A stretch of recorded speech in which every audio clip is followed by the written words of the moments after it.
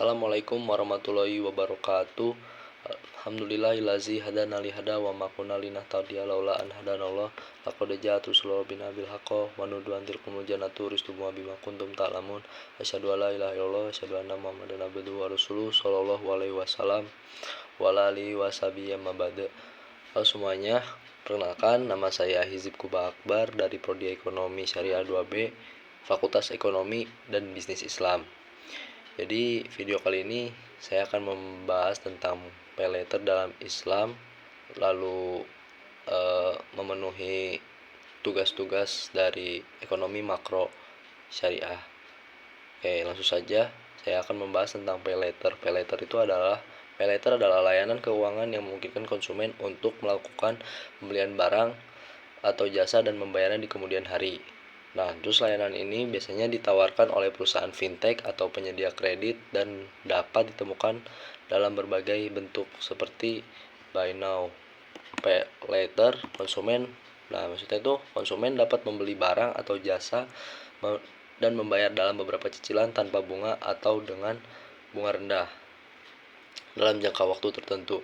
Contohnya termasuk layanan seperti Klarna, Afterpay, dan PayPal Credit.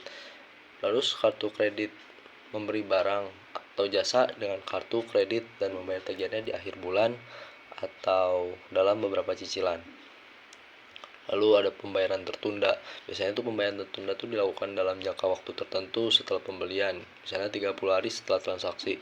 Jadi kalau kalian misalnya beli barang gitu, terus dibuat tagihannya beberapa, biasanya dalam berbulan-bulan gitu ditagihnya untuk penagihannya. Layanan pay later ini biasanya memberikan fleksibilitas kepada konsumen dalam mengatur keuangan mereka, tetapi penting untuk menggunakan layanan ini dengan bijak agar tidak menumpuk hutang yang tidak mampu dibayar.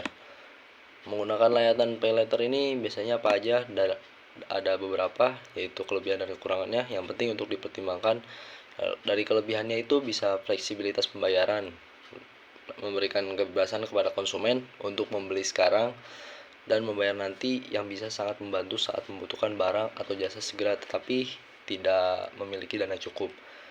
Terus cicilan tanpa bunga, banyak layanan pay later menawarkan opsi cicilan tanpa bunga jika dibayar dalam jangka waktu tertentu, yang bisa lebih menguntungkan dibandingkan dengan pinjaman atau kartu kredit tradisional.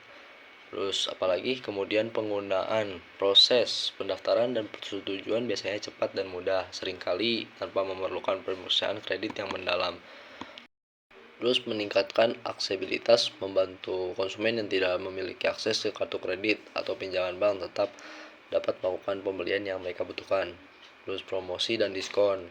Beberapa penyedia pay later biasanya menawarkan promosi, diskon atau reward bagi pengguna layanan mereka. Kekurangannya apa aja? Kekurangannya ada risiko utang. Tanpa manajemen keuangan yang baik, penggunaan pay later dapat mengakibatkan penumpukan utang yang sulit dilunasi, terutama jika konsumen tergoda untuk terus melakukan pembelian tanpa memperhitungkan kemampuan bayar.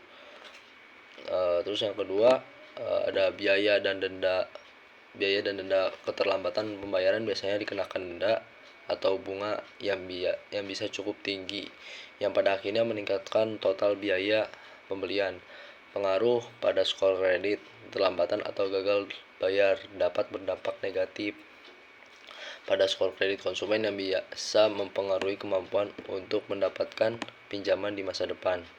Terus pembelian impulsif, kemudahan dalam melakukan pembelian bisa mendorong perilaku konsumtif dan pembelian impulsif yang tidak diperlukan.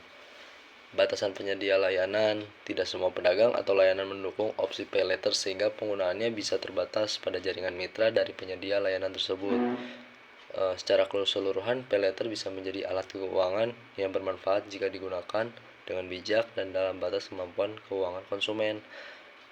Halalnya pay later itu apa aja? Dalam perspektif dalam Islam tergantung pada beberapa faktor, termasuk struktur dan mekanisme layanan tersebut. Dalam Islam, prinsip-prinsip utama terkait transaksi keuangan melibatkan keadilan, kejujuran, dan bebas dari riba, bunga, serta goror ketidakpastian yang berlebihan. Faktor yang menentukan kehalalannya itu apa aja? Ada tidak. Nomor satu itu tidak mengandung riba, maksudnya itu bunga. Layanan paylater harus bebas dari unsur riba jika penyedia layanan menggunakan bunga atau biaya keterlambatan yang berbunga. Maka ini dapat dianggap tidak halal biasanya kalau pakai bunga. Nah, terus ada yang kedua tuh tidak ada goror.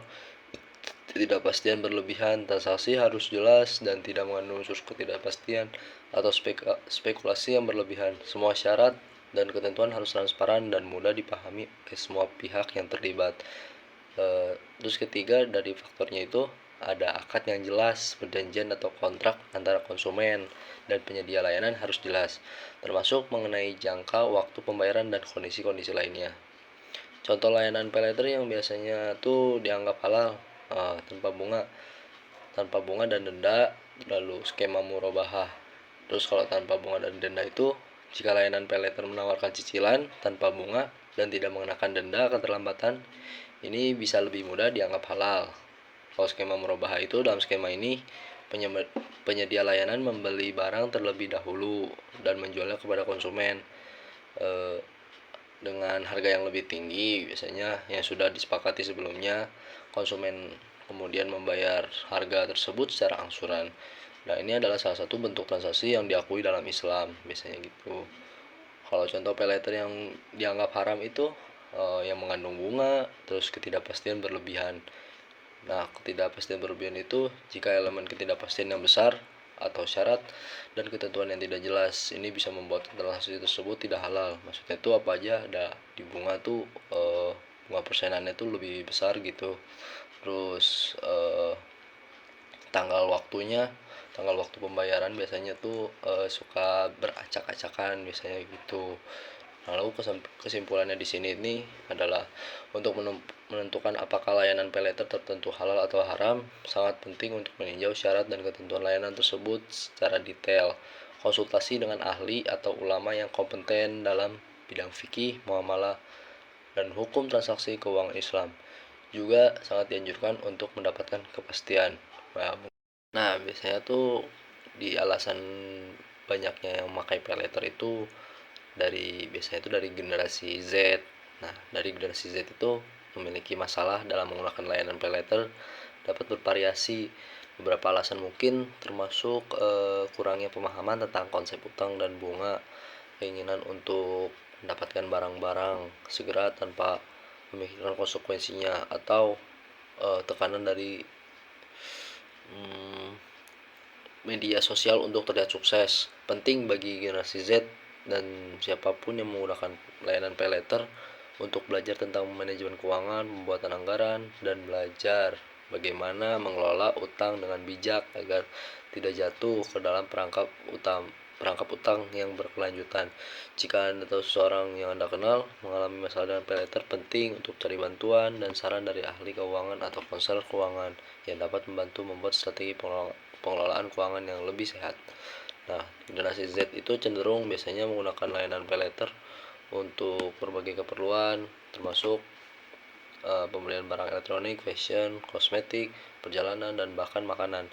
Dengan kemudahan akses dan proses yang cepat, paylater menjadi pilihan yang populer bagi generasi Z yang ingin membeli barang atau jasa tanpa harus membayar langsung. Namun, penggunaan paylater itu harus diimbangi dengan pemahaman yang baik tentang konsekuensinya. Penggunaannya juga seperti bunga dan kemungkinan jatuh ke dalam utang yang sulit untuk dibayar. Jika digunakan dengan bijak, paylater dapat menjadi alat yang memudahkan pembelian, tapi selalu disalahgunakan. Ya, mungkin itu saja yang bisa saya sampaikan. Jika ada kurang dan lebihnya, mohon dimaafkan. Dan assalamualaikum warahmatullahi wabarakatuh. Audio Jungle.